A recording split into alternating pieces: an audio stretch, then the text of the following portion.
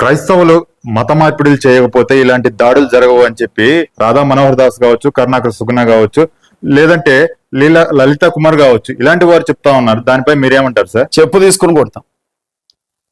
మాట్లాడేటప్పుడు కొంచెం అర్థం పర్థం ఉండాలి.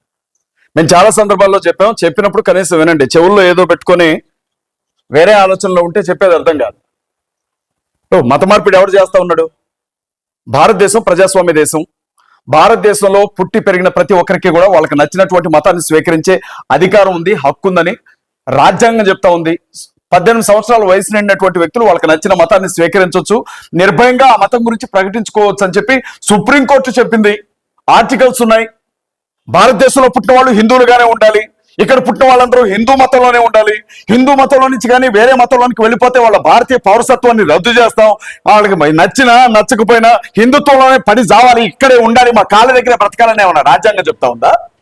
రాజ్యాంగం కంటే గొప్పవాళ్ళ వీళ్ళు? కరుణాకర్ సుగుణ అయినా, లలిత్ కుమార్ అయినా, రాధా మనోహర్ దాస్ అయినా రాజ్యాంగం కంటే గొప్పవాళ్ళ వీళ్ళు? సుప్రీంకోర్టు కంటే గొప్పవాళ్ళ వీళ్ళు? మత మార్పిళ్ళు చేస్తున్నారు, పళ్ళు రాలుగొట్టే వాళ్ళు లేక ఈ మాట మాట్లాడుతూ ఉన్నారు. అదే రాధా మనోహర్ దాస్ అదే అంటాడు, కరుణాకర్ సుగుణ అదే అంటాడు, లలిత్ కుమార్ అదే అంటాడు, లేకపోతే చిరంజీవి స్వామి అదే అని అంటాడు. ఇవాళ హిందూ యాంకర్స్ కూడా అదే మాట్లాడతారు. ఊర్లోనికి స్వార్థ ప్రకటనకు వెళ్ళినప్పుడు మత మార్పిడి చేయడానికి వచ్చారని చెప్పి వాళ్ళ ఆర్ఎస్ఎస్ కార్యకర్తలు అదే అంటారు, విశ్వ హిందూ పరిషత్ వాళ్ళు అదే అంటారు, హిందూ సహోదరులు అదే అంటారు. తెలిస్తే తెలిసినట్టు మాట్లాడండి, తెలియకపోతే తెలియదని చెప్పండి. అంతేగాని మిడిమిడి జ్ఞానంతో మాట్లాడుతూ ఏది మత మార్పిడి అండి? ఏది మత మార్పిడి? మత మార్పిడి ఎలా అవుతుందని అడుగుతున్నాను నేను. ఇప్పుడు నేను మొన్న ఖమ్మం నుంచి హైదరాబాద్ వెళుతున్నాను. సుమారు సికింద్రాబాద్ రైల్వే స్టేషన్ దగ్గరికి వెళ్ళిన తర్వాత నడి రోడ్డు మీద ట్రాఫిక్ జామ్ అయితే మా వెహికల్ కూడా ఆగింది. కొంతమంది వ్యక్తులు పక్కనే బస్సు పెట్టుకొని భగవద్గీతలు అమ్ముకుంటూ నా దగ్గర కూడా వచ్చారు. ఇస్కాన్కి సంబంధించిన వాళ్ళు వచ్చి భగవద్గీత ఇది 350 రూపాయలండి, ఇది అన్నిటికంటే విలువైన గ్రంథం, ఈ గ్రంథాన్ని కొట్టారా అని అడిగారు. అప్పుడు నేను వాళ్ళ సూటిగా అడిగాను, ఇది మత ప్రచారం కాదా? మేము బైబిల్ ఇస్తాం, మీరు తీసుకుంటారా? ఇప్పుడు నేను క్రైస్తవుని, నేను ఒక చర్చ్ పాస్టర్ని, నడి రోడ్డు మీద నేను ఉన్నాను, నేను ఎవరినో నీకు తెలియదు, డైరెక్ట్ గా వచ్చావు, భగవద్గీత తీసుకుంటారా కొంటారా అని అడుగుతా ఉన్నావు. మరి అది మత మార్పిడా? దేశ విదేశాల్లో కూడా ఇస్కాన్ వాళ్ళు భగవద్గీతలు పంచుకుంటూ తిరుగుతూ ఉన్నారు, కృష్ణుడికి ఆలయాలు కట్టుకుంటూ తిరుగుతూ ఉన్నారు, గుళ్ళు కట్టుకుంటూ తిరుగుతూ ఉన్నారు, కొన్ని వేల మందిని, కొన్ని లక్షల మందిని హిందూ మతంలోనికి రమ్మని పిలుస్తూ ఉన్నారు. మరి దీన్ని కూడా మత మార్పిడి అంటారా? ఇవాళ బ్రదర్ ఒక విషయం చెప్తున్నాను వినండి. మత మార్పిడి పేరుతో ఎవరైతే దాడులు చేస్తున్నారో వీళ్ళందరూ కూడా ఏమాత్రం జ్ఞానం లేని వాళ్ళు. దయచేసి ఈ విషయాన్ని గమనించాల. ఎవడైనా మత మార్పిడి అంటే మాత్రం చెప్పు తీసుకొని కొడతాం ఒక్కొక్కరిని కూడా. మత మార్పిడి ఎలా అవుతుందండి? ఓ చంటి బిడ్డకి బలవంతంగా పాలు తాగించలేం, ఓ చంటి బిడ్డకి బలవంతంగా అన్నం తినిపించలేం, ఒక విద్యార్థితో బలవంతంగా చదివించలేం, ఒక స్త్రీతో బలవంతంగా కాపురం చేయించలేం, భార్యాభర్తలు ఇద్దరిని బలవంతం చేసి ఒక చోట ఉంచలేం. ఇవాళ అలాంటిది వాళ్ళ ఇష్టంగా కొన్ని వందల సంవత్సరాలుగా అనుసరించే మతం, కొన్ని వేల సంవత్సరాలుగా అనుసరిస్తున్నారు అని చెప్తున్నటువంటి మతంలో క్రైస్తవులు వచ్చి చెప్పగానే మతం మారిపోతా ఉన్నారా? అంత బలహీనమైందా హిందూ మతం? అంత బలహీనమైన మతం అంటే ఇప్పుడు తుపాకీ తీసుకొచ్చి తల మీద పెట్టి నువ్వు మతం మారాల్సిందేనే ఏమన్నా చెప్తా ఉన్నారా? లేకపోతే కత్తి తీసుకొచ్చి క్రైస్తవులు పీకల మీద పెట్టి నువ్వు హిందుత్వాన్ని వదిలిపెట్టి క్రైస్తవులోనికి రావాలి, లేకపోతే తుపాకీ తీసుకొచ్చి తల మీద పెట్టి ముస్లింలు నువ్వు హిందూ మతాన్ని వదిలిపెట్టి ఇస్లాంలోనికి రావాలి అని చెప్తా ఉన్నారా? బలవంతంగా ఎవడు మత మార్పిడి చేస్తా ఉన్నాడు? యేసుక్రీస్తు ప్రభు గురించిన సువార్తను మేము ప్రకటిస్తా ఉన్నాం. నచ్చిన వాడు యేసుక్రీస్తు ప్రభువుని నమ్ముకుంటున్నాడు, నచ్చని వాడు వాడి దారిలో వాడు వెళ్ళిపోతా ఉన్నాడు. ఇది మత మార్పిడి ఎలా అవుతుంది? ఇది మత మార్పిడి ఎలా అవుతుంది? మత మార్పిడి అని మాట్లాడేవాడికి రాజ్యాంగం తెలియదు, మత మార్పిడి అని మాట్లాడేవాడికి సుప్రీంకోర్టు ఇచ్చిన ఆర్డర్స్ తెలియదు, మత మార్పిడి అని మాట్లాడేవాడికి చట్టాలు తెలియదు. ఇవాళ మత మార్పిడి పేరుతో క్రైస్తవ్యాన్ని అడ్డుకోవడం కోసం పెద్ద ఎత్తున కుట్ర చేస్తున్నారు వీళ్ళు. ఈ దేన్ని మత మార్పిడి అంటారో చెప్తాను వినండి. కొంతమంది క్రైస్తవ సహోదరులు సువార్త ప్రకటించడానికి ఒక ఊరికి వెళితే వాళ్ళ చేతుల్లో ఉండే బైబిళ్ళన్ని లాక్కొని మురిక్కాలలో పడేసి పాస్టర్లను పట్టుకొని కొట్టి వాళ్ళని తీసుకొని హనుమాన్ టెంపుల్లోనికి తీసుకొని వెళ్ళి కూర్చోబెట్టి జై శ్రీరామ్ జై హనుమాన్ అనుకుంటా వాళ్ళకు బొట్లు పెట్టారు. చూడండి, దేనిని బలవంతంగా మత మార్పిడి చేయడానికి ప్రయత్నించడం అంటారు. లేకపోతే దేన్ని మత మార్పిడి అంటారంటే, మీరు యేసుక్రీస్తు ప్రభువుని నమ్ముకున్నారు, మీరు మా హిందూ మతంలోనికి తిరిగి రావాలి, లేకపోతే మా ఊర్లో మిమ్మల్ని వెలేస్తాం, లేకపోతే మీ పంట పొలాల్లో ఉన్నటువంటి పంటను కోసేస్తాం, లేకపోతే మీకు మా కొట్టులో ఏ సామాను కూడా అమ్మం, లేకపోతే మీరు మాతో మాట్లాడడానికి వీల్లేదు, మిమ్మల్ని చావులకు పిలవం, లేకపోతే మిమ్మల్ని పెళ్లిళ్ళకి పిలవం, మీ ఇళ్ళకి మేము రాము అని చెప్పి బలవంతంగా కెరవాప్సీ పేరుతో వెనక్కి తీసుకొస్తున్నారు చూడండి క్రైస్తవుల్ని. దాన్ని మత మార్పిడి అంటారు. అంతే తప్ప ఏ క్రైస్తవుడు వాళ్ళ బలవంత మత మార్పిడి చేశారు? నేనున్నాను సార్, మీరు ఇంటర్వ్యూ చేస్తున్నారు, మీకు ఒక 50,000 ఇస్తాను, మతం మార్చుకుంటారా? మీరు హిందువు, మీరు మతం మార్చుకొని క్రైస్తవులు అనుకొస్తారా? పోనీ నేనున్నాను, హిందుత్వంలో నుంచి యేసుక్రీస్తు ప్రభువుని నమ్ముకున్నాను, నన్ను మార్చండి, మతం చూస్తాను. నేను ఎన్ని కోట్ల రూపాయలు ఇచ్చి నన్ను మతం మారుస్తారు చూడండి. ఎలా మార్చగలరు మీరు? అది ఎలా సాధ్యపడుతుంది? ఒకవేళ ఎవరినైనా బలవంతంగా మత మార్పిడి చేసి తీసుకొని వచ్చి ఒక చోట కూర్చోబెట్టాం అనుకోండి, 24 గంటలు వాడికి గన్ను పట్టుకోనో కత్తి పట్టుకోనో బలవంతంగా వాడిని కూర్చోబెట్టి బెదిరిస్తా ఉంటామా, ఇదే మతంలో ఉండు, ఇదే మతంలో ఉండు అని? అది అసలు సాధ్యపడుతుందా? ఒకవేళ బలవంతంగా ఒక మతం నుంచి ఇంకో మతంలోనికి వచ్చినాడు, ఆ మతం నుంచి మళ్ళీ తన సొంత మతంలోనికి వెళ్ళిపోడా? మాట్లాడేవాడు అన్నం తింటున్నాడా, గడ్డి తింటున్నాడు, వాడు పెంటదే ఎలా మాట్లాడుతున్నారు? వాళ్ళ ఇష్టపూర్వకంగా ఒక మనిషి తనకు నచ్చిన దేవుణ్ణి నమ్ముకుంటున్నాడు. మరి ప్రపంచ దేశాల్లో ఉండే చాలా మంది క్రైస్తవులు, ముస్లింలు హిందుత్వంలోనికి వస్తున్నారు అని వీళ్ళే చెప్తున్నారు కదా. వాళ్ళందరినీ కూడా వీళ్ళు మత మార్పిడి చేస్తున్నారా? అక్కడ గుళ్ళు కట్టుకొని, గోపురాలు కట్టుకొని, భగవద్గీతలు అమ్ముకుంటా 100 కోట్లు కాదు 1000 కోట్లు సంపాదిస్తున్నారు. వీళ్ళు కూడా మత మార్పిడి చేస్తున్నారా? వాళ్ళకి బుద్ధి చెప్పి అత్త తెడ్నాకినట్లు మరి వీళ్ళు చేస్తున్నది ఏంటి? అయితే నిన్న పార్లమెంట్ సమావేశాల్లో ఏదైతే అమిత్ షా గారు అంటే అంబేద్కర్ ను పూజించడం కంటే దేవుడికి పూజించడం బెటర్ అని చెప్పి ఒక వ్యాఖ్యలు చేశారు. దానిపై మీరు ఏ విధంగా స్పందించారు? దేశానికి కేంద్ర హోంమంత్రిగా ఉన్నటువంటి వ్యక్తి మాట్లాడేటప్పుడు కొంచెం పద్ధతిగా మాట్లాడితే బాగుండేది. పార్లమెంట్ సమావేశాలు జరుగుతుంటాయి, వీళ్ళు మాట్లాడితే 100 సార్లు అంబేద్కర్ని తలుచుకుంటారు, కానీ అదేదో దేవుణ్ణి తలుచుకుంటే కనీసం స్వర్గానికన్నా వెళతారు అని వెటకారంగా మాట్లాడు. అంటే అంబేద్కర్ గారు అంటే దళితుడు అని చిన్న చూపు. అంబేద్కర్ గారు నాయకత్వంలో వ్రాయబడిన రాజ్యాంగం 75 సంవత్సరాలు పూర్తవుతున్న సందర్భంగా జరిగిన చర్చలో రాజ్యాంగాన్ని రాయడం కోసం ఏర్పాటు చేసిన కమిటీకి అధ్యక్షుడిగా ఉన్న వ్యక్తిని అమిత్ షా గారు హేళన చేశారు. ఇది ఎక్కడ న్యాయం అని చెప్పి రాహుల్ గాంధీ మాట్లాడితే, రాహుల్ గాంధీ గారి మీద బీజేపీ ఎంపీలతో మర్డర్ కేసు పెట్టించారు. మా మీద అటెంప్ట్ టు మర్డర్ చేశాడు రాహుల్ గాంధీ. పార్లమెంట్ లో ప్రతిపక్ష నేత మీద, అంటే రేపొద్దున నరేంద్ర మోడీ దిగితే ప్రధానమంత్రి సీట్లో కూర్చునే అర్హత కలిగినటువంటి వ్యక్తి మీద మర్డర్ కేసు పెట్టించారు. వాళ్ళు నేనేమంటానంటే, అమిత్ షా కులాహంకారంతో మాట్లాడాడు, ఒకటి మత అహంకారంతో మాట్లాడాడు, అధికార మతంతో మాట్లాడాడు. నేనేమంటున్నానంటే, అంబేద్కర్ని తలుసుకుంటే ఏమొస్తుంది అన్నాడు. అంబేద్కర్ అనే వ్యక్తి రాకపోతే ఇవాళ భారతదేశంలో ఉండే మాలమాదిగలతో పాటుగా ఉపకులాలన్నీ కూడా మొల చుట్టూ తాటాకులు కట్టుకొని, మూతికి ముంతలు కట్టుకొని, అంటే అట్టడుగు వర్గాలుగా బ్రతికిపోయేవాళ్ళే. ఇవాళ కూడా వాళ్ళు ఊరవతల వెలివేయబడినటువంటి బతుకులే బతుకుతూ ఉండేవాళ్ళే, అంట్రాని వాళ్ళుగా మిగిలిపోయేవాళ్ళే.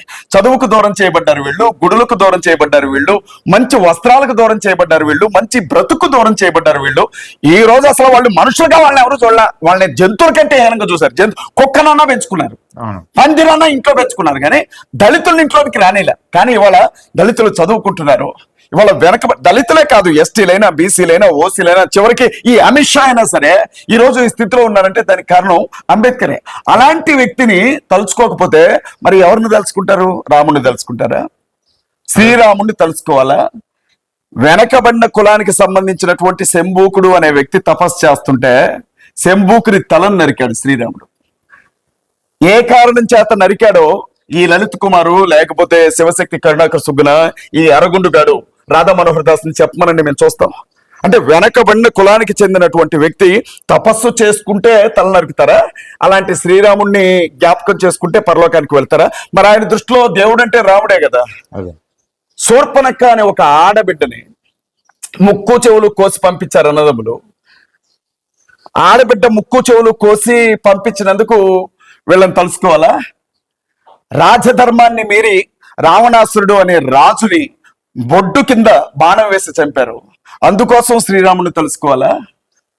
వాలి సుగ్రీవునికి యుద్ధం జరుగుతుంటే చెట్టు పక్కన నిలబడి దొంగచాటుగా వాలిని చంపాడు, దానికోసం శ్రీరాముని తెలుసుకోవాలా? దేనికోసం శ్రీరాముని తెలుసుకోవాలా? స్వర్గానికి వెళ్ళడానికి. చివరికి కట్టుకున్నటువంటి భార్య, నిండు గర్భవతిగా ఉన్న భార్యని ఎవడో ఏదో అన్నాడని చెప్పి వాల్మీకి ఆశ్రమానికి అడవులకు పంపించాడు. ఆవిడ నిండు గర్భంతో ఉంది, ఆవిడ బిడ్డల కనేటప్పుడు బతికుందా చచ్చిపోయిందని కనీసం తెలుసుకోవడానికి కూడా ఇష్టపడలే ఈ మనిషి. ఈ నిండు గర్భవతిని అడవులకు పంపిన ఆ వ్యక్తిని తెలుసుకుంటే అంబేద్కర్ని తెలుసుకున్న దానికంటే ఎక్కువ మేలు కలుగుతుందా? మరి ఎవరిని తెలుసు? శివుణ్ణి తెలుసుకోవాలా? మునీశ్వర్లందరూ కూడా చెరువు పక్కన కూర్చొని ఒక నది పక్కన తపస్సు చేసుకుంటా ఉంటే మునీశ్వర్ల భార్యలందరూ కూడా వంట చెరువు కోసం వెళ్ళి పొయ్యి దగ్గర వంటలు వండుకుంటా ఉంటే నగ్నంగా నిలవబడి, నగ్నంగా పురుష రూపంలో వచ్చి నగ్నంగా నిలబడి అంగాన్ని వారికి చూపించి నాట్యం చేసినటువంటి శివుణ్ణి తలుచుకుంటే పరలోకానికి వెళ్తారా? ఎవరిని తెలుసుకోవాలా? విష్ణువుని తెలుసుకోవాలా? ఒక రాక్షసుడిని యుద్ధంలో తట్టుకోలేక అతన్ని ఎలా ఓడించాలో తెలియక అతని భార్య పాతివ్రత్యం, తులసి పాతివ్రత్యాన్ని పాడు చేయడానికి రాక్షసుడి రూపంలో వెళ్ళి ఆ పతివ్రత శీలాన్ని హరించిన విష్ణువుని తెలుసుకోవాలా? బ్రహ్మని కన్న బిడ్డ సరస్వతి దేవితో కొన్ని వందల సంవత్సరాలు కాపురం చేసి కన్న బిడ్డ చూసి ఆశతో ఆవిడని కాపురం చేసి మనువులు కన్నా బ్రహ్మను తెలుసుకోవాలా? ఎవరిని తెలుసుకుంటే పుణ్యం వచ్చిందో మరి అమిత్ షా చెప్పాలి ఇవాళ. అంటే మీరు ఈ రకంగా కౌంటర్ కి ప్రతి కౌంటర్ ఇస్తూ వెళ్తా ఉన్నారు. ఈ టైప్ ఆఫ్ కౌంటర్స్ వల్ల ఇంకా ఏమన్నా వ్యతిరేకంగా అంటే వ్యతిరేక శక్తులు ఎక్కువయ్యే అవకాశం ఉందంటారు? మాట్లాడేవాళ్ళు లేకపోతే అణచివేసేవారిదే రాజ్యం అవుతుంది. బ్రదర్, నేను ఒక విషయం చెప్తాను. 40 ఏళ్ల క్రితం పుట్టాను, 40 ఏళ్ళు బ్రతికాను. మహా అయితే ఇంకో 40 ఏళ్ళు బ్రతుకుతాను, 80 ఏళ్ళ ఆయుష్కాలం ఉంటే. లేదు మధ్యలో ఏదన్నా రోగం వస్తే ఈ రోజే చచ్చిపోతానేమో, ఎవడైనా చంపితే రేపే చచ్చిపోతానేమో, పరిస్థితులు బాగాలేకపోతే ఎల్లుండే చచ్చిపోతానేమో. ఒక్కసారి పుట్టాను, ఒక్కసారి చచ్చిపోతాను. చావుకు నేను భయపడను.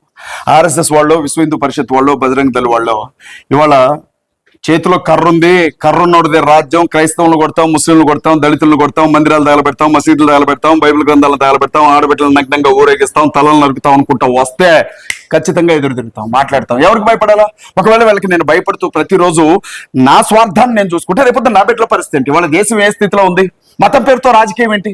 మతానికి రాజకీయానికి ఏంటి సంబంధం? అభివృద్ధి గురించి మాట్లాడాలా, నిరుద్యోగం గురించి మాట్లాడాలా, పేదరికం గురించి మాట్లాడాలా, దేశాన్ని ఎలాగా అభివృద్ధిలోనికి తీసుకెళ్లాలన్న విషయం మాట్లాడాలి. కానీ జై శ్రీరామ్ గొడవ ఏంది నాకు తెలియగలుగుతాను. క్రైస్తవులు ముస్లింని జై శ్రీరామ్ అనకపోతే కొట్టుడు అసలు ఏ పద్ధతి ఏందంటున్నా? యూనివర్సిటీ లోపలికి వెళ్ళి ప్రొఫెసర్లను కొడుతున్నారు, స్కూళ్లలో పనిచేస్తున్నటువంటి టీచర్లను సస్పెండ్ చేస్తున్నారు.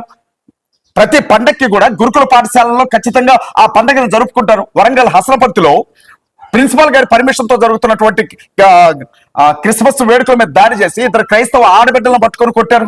ఇవాళ ఏం చేస్తున్నారు అసలు? హాస్పిటల్, శ్రీకాకుళం హాస్పిటల్ యాజమాన్యం ఇచ్చిన పర్మిషన్ తో హాస్పిటల్ లోపల ఒక ఆడిటోరియంలో ఫంక్షన్ జరుగుతుంటే అక్కడికి వెళ్ళి వాళ్ళని పట్టుకొని కొట్టారు. అసలు ఏం చేయాలనుకుంటున్నారు దేశాన్ని? ఎంతమంది పాస్టర్లను చంపారు ఇప్పటికీ?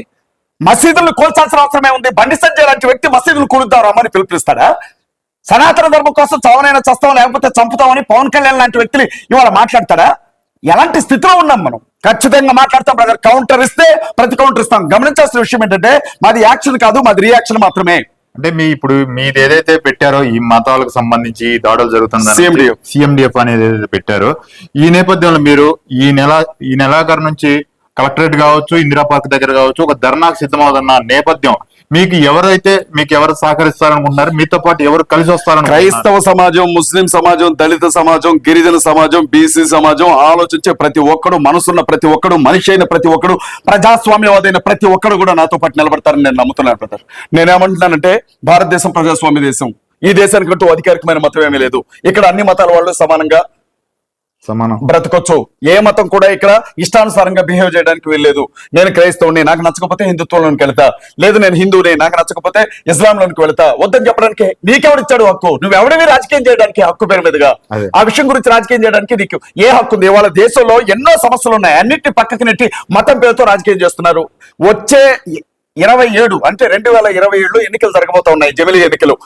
దేశవ్యాప్తంగా జరగబోతున్న ఎన్నికల్లో బీజేపీ 4వ అధికారంలోకి రావడం కోసం పెద్ద ఎత్తున గొడవలు జరిపించే అవకాశం ఉంది. ఇవాళ క్రైస్తవుల గురించి కానీ, ముస్లింల గురించి కానీ, దళితుల గురించి కానీ ఒక్క పార్టీ మాట్లాడితే వాళ్ళ కొద్ది గొప్ప ఏమన్నా మాట్లాడితే రాహుల్ గాంధీ గారు మాత్రమే మాట్లాడుతున్నాడు తప్ప రాష్ట్రాల్లో రేవంత్ రెడ్డి కూడా మాట్లాడే దాఖలా లేదు. ఇవాళ కాంగ్రెస్ పాలిత ప్రాంతాల్లో ఉన్నటువంటి ముఖ్యమంత్రులు కూడా, ఇవాళ కాంగ్రెస్ ముఖ్యమంత్రులు కూడా హిందుత్వవాదానికి సంబంధించిన వాళ్ళే ఉన్నారు. మా దరిద్రం ఏంటంటే ఒక్కడే రాహుల్ గాంధీ గారు ఎంత మాట్లాడితే ఏమైంది? రాహుల్ గాంధీ గారు మణిపూర్ గురించి మాట్లాడాడు, రేవంత్ రెడ్డి ఎప్పుడైనా మణిపూర్ గురించి మాట్లాడా? రేవంత్ రెడ్డి గారు ఎప్పుడైనా నోరు తెరిచి క్రైస్తవుల మీద ఈ దాడులు ఏంటని మాట్లాడాల్సిన అవసరం లేదు. ఒక డైరెక్ట్ ఒక ఆర్డర్ వచ్చి పోలీసులకి మతపరంగా నా రాష్ట్రంలో ఏ గొడవలు జరగడానికి వీల్లేదు, అందరూ ప్రశాంతంగా ఉండండి అని చెప్పాలి. ఇవాళ క్రైస్తవ్యం క్రిస్టమస్ జనవరి 1 వేడుకలు చేసుకుంటూ ఉంటే, ఎక్కడ వేడుకలు జరుగుతుంటే అక్కడికి వెళ్ళి కొడుతున్నారు. ఇదేంట్రా ఆయన అని అంటే జై శ్రీరామ్, భారత్ మాతకి జయ అంటున్నారు. ఎక్కడ చావాలి? మేము ఎక్కడికి పోవాలా? మా నిరసన తెలియజేయటం కోసం వచ్చే నెల మొదటి వారంలో ఖమ్మం జిల్లా కలెక్టరేట్ ముందు పర్మిషన్ తీసుకొని క్రిస్టియన్, ముస్లిం, దళిత డిఫెన్స్ ఫోర్స్, క్రిస్టియన్ ముస్లిం దళిత్ ఫ్రంట్ తరఫున మేము నిరాహార దీక్ష కూర్చుంటున్నాం. ప్రభుత్వానికి చట్టబద్ధంగా నిరసన తెలియజేస్తాం. అది మీరు అన్నారు కదా ఎంతమంది వస్తారని, ఎవరు రాకపోతే 10 మందే వెళ్తాం. అదే నాలాగా బాధ్యత కలిగిన వాళ్ళు వస్తే 100 మంది వస్తారు. అంటే మీరు ఆ తర్వాత హైదరాబాద్ లో ఇందిరా పార్క్ దగ్గర కార్యక్రమాన్ని పెడతాం. ఓకే, ముఖ్యమంత్రి గారిని కలిసి విషయం చెప్తాం. అప్పటికి కూడా పద్ధతుల్లో మార్పు రాకపోతే అసెంబ్లీని ముట్టడి చేస్తాం. నెక్స్ట్ విజయవాడలో కార్యక్రమంలో కూర్చుంటాం. నేను ఒక్కటే నమ్ముతా ఉన్నా, బ్రతకండి, బ్రతకనివ్వండి. ప్రశాంతంగా మీరు మీ దేవీ దేవతలను కొలుచుకున్నట్లుగానే మమ్మల్ని కొలుచుకునివ్వండి. మమ్మల్ని కూడా ప్రశాంతంగా ఉండనివ్వండి. కర్రనోడిదే పెత్తనం అన్నట్లుగా కత్తులు తీసుకుని తుపాకులు తీసుకుని మేము వస్తామని అంటే మాత్రం భయపడుతూ బ్రతకాల్సిన కర్మ ఇవాళ క్రైస్తవులకి ముస్లింలకు పట్టలేదు. ఆర్ఎస్ఎస్ కావచ్చు, విశ్వ హిందూ పరిషత్ కావచ్చు, బజరంగ దళ్ కావచ్చు, ఇవాళ ఎన్ని సంఘాలు వాళ్ళ తరఫున మాట్లాడుతున్నారు. ఇవాళ నా మీద మేడిపల్లిలో ఒక హైకోర్టు అడ్వకేట్ రామారావు అనే వ్యక్తి కంప్లైంట్ ఇచ్చాట. అంటే నా యూట్యూబ్ ఛానల్లో ఏవో అభ్యంతరకర వ్యాఖ్యలు ఉన్నాయంట. నేనేమన్నానంటే, గోపి సనాతన సేన అనేవాడు యూట్యూబ్ ఛానల్ చూడండి, శివశక్తి కరుణాకర్ సిగ్న యూట్యూబ్ ఛానల్ చూడండి, లలిత్ కుమార్ యూట్యూబ్ ఛానల్ చూడండి, అరగుండు రాధా మనోహర్ దాస్ గారి YouTube channel, X Praveen YouTube channel, లేకపోతే శివాజీ సేన కావచ్చు, లేకపోతే ఇంకొక సేన, దయ్యాల సేన, ఎన్ని రకాల సేనలు ఉన్నాయో, హనుమంతలు చూడండి. ఎంత వల్గర్ గా అంటే, యేసుక్రీస్తు ప్రభు ప్రపంచంలో ఉన్నటువంటి ప్రజలందరిలో అత్యధికంగా కొలవబడే దేవుడైన క్రీస్తు గురించి ఎంత అసహ్యంగా వాళ్ళు మాట్లాడతారో చూడండి. మరి వాళ్ళ మీద ఎవడు కేసు పెట్టలేదే? కేసులు పెడితే పోలీసులు తీసుకోవట్లేదే? అజయ్ బాబు వాళ్ళు తేరగా దొరికాడా? అంటే క్రైస్తవుల పక్షాన, ముస్లింల పక్షాన, దళితుల పక్షాన కొట్లాడుతున్నాడు, వీడు గొంతులు మూసేయాలి అంటే వీడి మీద కేసులు పెట్టాలి, వీళ్ళని అరెస్ట్ చేసి లోపల కూర్చోబెడితే ఇంకెవడు మాట్లాడ్డానా? అరే ఈ రోజు వస్తే రేపటికి 2 అనుకునే మనుషులు ఎందుకు భయపడతాం? చట్టం ఎవరికైనా ఒకేలాగా ఉండాలి. బీజేపీ వాడికి ఒకలాగా, అధికారంలో ఉన్నోడికి ఒకలాగా, అధికారంలో లేనోడికి ఒకలాగా అంటే కుదరదు. అంటే నీ చేతిలో అధికారం ఉంది, నువ్వు కొడతావు, నువ్వు కొడితే కనీసం మేము అమ్మా అని కూడా అరవకూడదు అనమాట. చట్టం సమానమే కదా. నేను ఒకటి బలంగా నమ్ముతున్నాను బ్రదర్, తప్పనిసరిగా క్రైస్తవ సహోదరులు, దళిత సహోదరులు, ముస్లిం సహోదరులు, హిందూ సహోదరులు నా బాధను అర్థం చేసుకుంటారని నేను నమ్ముతున్నాను. ఇవాళ సపోర్ట్ చేయమని కూడా ఈ మీడియా ముఖంగా ఎందుకు అడుగుతున్నానంటే, ఒక కార్యక్రమం చేయాలంటే కొన్ని వేల రూపాయలు ఖర్చు అవుతుంది. ఏదైనా ఒక వేదిక ద్వారా ఒక పెద్ద సభ జరిపించాలంటే కొన్ని లక్షల రూపాయలు ఖర్చు అవుతుంది. ఇవాళ అలాంటిది తెగించి అనేక ప్రాంతాల్లో సదస్సులు, సభలు, ధర్నా కార్యక్రమాలు ఏర్పాటు చేస్తున్నామంటే మాకు ఎంత పెద్ద ఎత్తున ఖర్చు అవుతుందో మీరు ఆలోచించారు. నేను ఏమంటున్నానంటే, ఇవాళ క్రైస్తవ, ముస్లిం, దళిత ఉద్యోగస్తులను టార్గెట్ చేస్తున్నారు. మీకు మొన్న చెప్పాను కదా, ఎస్వి యూనివర్సిటీలో హెచ్ఓడి గారిని కొట్టారు అని. ఆయన పదవి నుంచి తొలగించారు. ఇప్పుడు ఆయన కేవలం ప్రొఫెసర్ మాత్రమే. అక్కడ ఒక రెడ్డి గారికి ఇచ్చారు ప్లేస్. దానికోసం వాళ్ళు చేసిన స్కెచ్ ఏంటంటే, ఈయన క్రైస్తవ్యం గురించి యూనివర్సిటీలో మాట్లాడాడు, కాలేజీలో ఒక రెడ్డి ప్రొఫెసర్ తో, ఒక లేడీ ప్రొఫెసర్ తో అసభ్యంగా మాట్లాడాడని కావాల్సిన గ్రౌండ్లు ఏర్పాటు చేసుకుని నా పదవుల నుంచి తొలగించారు. విషయం ఏంటంటే, అతను ఒక దళితుడు, ఆయన ఉండకూడదు, ఒక క్రైస్తవుడు. తిరుపతిలో క్రైస్తవుడు యూనివర్సిటీ హెచ్ఓడిగా ఉండవేంటి అని చెప్పి ఆయన తీసేశారు. ఇక్కడ మన ఏమంటారు బ్రదర్, అది రాజన్న సిరిసిల్ల జిల్లాలో ఇంగ్లీష్ లెక్చరర్ ని గిఫ్ట్ బాక్సులు 99 గిఫ్ట్ బాక్సులు ఇచ్చాడు. అందులో చిన్న బైబిల్, అది కూడా ఇష్టం ఉన్న వాళ్ళనే తీసుకోమని అన్నారు. ఆయన సస్పెండ్ చేసేసారు, కొట్టేంత చేశారు ఆయన్ని. ఇంట్లో కూర్చున్నాడు, మత ప్రచారం చేస్తున్నాడు. ఇవాళ వీళ్ళు మాత్రం భగవద్గీత చదివించుకోవచ్చు, అష్టావధాన కార్యక్రమాలు స్కూళ్లలో పెట్టుకోవచ్చు, వీళ్ళు ఏమైనా చేయొచ్చు, మీ ఇష్టం అనమాట. అంటే మీరు మెజారిటీ ఉన్నారు కదా. ఇప్పుడు హిందువులు పెద్ద ప్రమాదంలో ఉన్నారట. ఎమ్మెల్యేలు హిందువులు, మంత్రులు హిందువులు, ఎంపీలు హిందువులు, ముఖ్యమంత్రులు హిందువులు, ప్రధానమంత్రి హిందువు, రాష్ట్రపతి హిందువు, హోంమంత్రి హిందువు, ఐఏఎస్లు, ఐపీఎస్లు హిందువులు, డాక్టర్లు, ఇంజనీర్లు హిందువులు, జడ్జిలు హిందువులు, electronic media, print media channels హిందువుల చేతుల్లో ఉన్నాయి. ఆర్మీలో సగభాగం కంటే ఎక్కువ హిందువులు ఉన్నారు, అయినా కూడా హిందువులు ప్రమాదంలో ఉన్నారట. ఏది 10% కూడా లేని క్రైస్తవులు, ముస్లింలు, దళితుల వల్ల ప్రమాదం అంట. ఇది ఎంత దారుణం బ్రదర్, ఇది ఎంత దారుణమైన విషయం. బంగ్లాదేశ్ లో హిందువుల మీద జరుగుతున్న దాడులు ఆపకపోతే వేసేస్తామంటాడు ఒకడు ఇందిరా పార్క్ లో, వాడి మీద కేసు పెట్టరు. క్రైస్తవుల్ని, ముస్లింస్ ని ఓచకోత కోస్తా అందుకే వచ్చా అని జబ్బలు జరుస్తుంది అగోరి, దాని మీద కేసు పెట్టరు. కానీ ఇవాళ ఇది ఎక్కడ న్యాయం అని అడిగితే అజయ్ బాబు మీద కేసు పెడతారు. మీరు మొన్న ఒక మాట అడిగారు బ్రదర్, మీకు టచ్ స్క్రీన్ టీవీ లేదు కదా బ్రదర్ అని. నేను ఆ విషయం చెప్పాను. దాదాపు 30,000 వరకు నాకు దానికి సంబంధించిన డబ్బు పంపించారు. మరికొంత డబ్బు 2,40,000 చెప్పారు టచ్ స్క్రీన్ కి. అది ఏమైపోతుందంటే, వీడియో ఏదైనా ఎక్కడైనా ఏదైనా గొడవ జరిగినా, క్రైస్తవుల మీద పడి కొడుతున్న విషయం అయినా, లేకపోతే చూపించడానికి ముస్లింల మీద పడి కొడుతున్న విషయం అయినా, అదేదైనా చూపిద్దామని అంటే వాళ్ళు కాపీరైట్ వేస్తున్నారు, ఓకే, డైరెక్ట్ గా అప్లోడ్ చేయలేకపోతున్నారు. అవును. అలా అని చెప్పి ఆ ఫోన్ లో ఉన్నటువంటి దాన్ని క్వాలిటీ తగ్గించి ఏదన్నా బిట్ చేసి వేరే ఫోన్ లో దాన్ని పంపించి తీసి చూపిద్దామని అంటే అది క్లియర్ గా ఉండట్లేదు. క్లియర్ గా ఉండదు. ఇప్పుడు ఏం జరుగుతుందో ఒక్క టీవీ ఛానల్లో చూపించరు, విజువల్ ద్వారా విజువల్ ద్వారా చూపించవచ్చు ఆ టీవీ ఛానల్. అవును. అలాగే ఈ CMDF ఈ ఛానల్ ని ఒకప్పుడు ఏదో సరదాగా ప్రారంభించాం, కానీ ఈ రోజు దేశంలోనే కాదు ప్రపంచంలో ఎక్కడ క్రైస్తవులకి, ముస్లింలకి, దళితులకి అన్యాయం జరిగినా అందరికంటే ముందు ప్రజల చెవుల్లో ఆ వార్తను వేసేది, కళ్ళకు చూపించేది ఈ CMDF ఛానల్. దీన్ని న్యూస్ ఛానల్ గా కూడా మార్చాలని ప్రయత్నం చేస్తారు. 1,00,000 మంది పైగా వ్యూవర్స్ ఉన్నారు, 1,02,000 మంది వ్యూవర్స్ ఉన్నారు. ఈ రోజు కూడా నాకంటూ ఉన్న బలం వ్యూవర్స్ అంటారు, దేవుని కృప అండి. నేను నమ్ముకున్న దేవుడు నాకు నిరంతరం తోడుగా ఉన్నాడు. మొదటిది. రెండవది నా సబ్స్క్రైబర్స్ మీకు సపోర్ట్ చేసి, నన్ను సపోర్ట్ చేసేవాళ్ళు. నా మీద ఎంతమంది కాల్చి గుడ్లు వేసినా, ఎన్ని రకాలుగా మాట్లాడినా, నేను ఒకటండి, నా బిడ్డల మీద ప్రమాణపూర్వకంగా చెప్తాను, తింటే ₹1 ఎప్పుడైనా తిన్నానేమో, కానీ క్రైస్తవులు, ముస్లింలు, దళితుల కోసం చావుకు తెగించి కొట్లాడుతున్నటువంటి వ్యక్తుల్లో నేను ఒకనండి. అందరికంటే ముందే ఉంటాను ఆ విషయం. ఓకే. ఇవాళ సపోర్ట్ చేయకపోగా, చెయ్యి పట్టి ముందుకు నడిపించకపోగా, కాళ్ళు పట్టుకొని వెనక్కి లాగుతున్నారు మా వాళ్ళే. అది న్యాయం కాదు. మీలోనే మీకు సపోర్ట్ చేయని వాళ్ళు ఉన్నారు, ఖచ్చితంగా ఉంటారు. ఇవాళ నేను మళ్ళీ చెప్తా ఉన్నా, మత మార్పిడి అంటే కుక్కను కొట్టినట్టు కొట్టాలండి. ఒక చెంప మీద కొడితే ఇంకో చెంప చూపించే రోజులు కావండి ఇవి. ఒక చెంప మీద కొడితే 2 సార్లు ఇంకో చెంప మీద కొడితేనే వాడు వెళ్ళిపోతాడు. లేదు ఇటు చెంప కూడా కొట్టరా అని అంటే వాడు ఎన్నుపోసలు ఎరగదీసి ఇంట్లో ఉన్న మొత్తం ఎత్తుకొని వెళ్తాడు వాడు. అలాంటి పరిస్థితుల్లోనికి మనం వచ్చాం. రాజ్యాంగం అనేది ఒకటి ఉంది. మీకు ఇంకో విషయం చెప్తాను, రాజ్యాంగాన్ని మారుస్తూ ఉంటున్నారు. ఇప్పుడు క్రైస్తవులకి, ముస్లింలకు కూడా ఓటు హక్కు రద్దు చేస్తా ఉంటున్నారు. భారతదేశాన్ని ఇండియా పేరు తీసేసినట్లుగానే భారత్ అనే పేరు తీసి దీనికి హిందుస్థాన్ అని పెడతా ఉంటున్నారు. ఇక్కడ క్రైస్తవుల్ని, ముస్లింస్ ని ఓటు హక్కు రద్దు చేయడం అంటే సెకండరీ పౌరులుగా ఉండవే. అన్నంత ఈజీ కాదు కదా. అన్నంత ఈజీ కాకపోయినా ఇప్పుడు నిన్న జమిలీ ఎన్నికలకు సంబంధించిన బిల్లు పెట్టారు. ఎవడైనా అడ్డుకోగలిగాడు దాన్ని? మెజారిటీ పర్సెంట్ వాళ్ళకు ఉన్నప్పుడు ఎవడు మాత్రం అడ్డుకోగలదండి.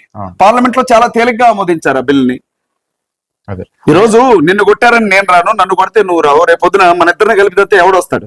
డివైడ్ అండ్ పాలసీ కాదు ఇది. అంటే ఇప్పుడు కాంగ్రెస్ పార్టీ కూడా పెద్ద ఎత్తున బీజేపీ కంటే మెజార్టీగా ఈసారి వచ్చింది. నెక్స్ట్ టైం కాంగ్రెస్ రావచ్చు కదా అధికారంలోకి.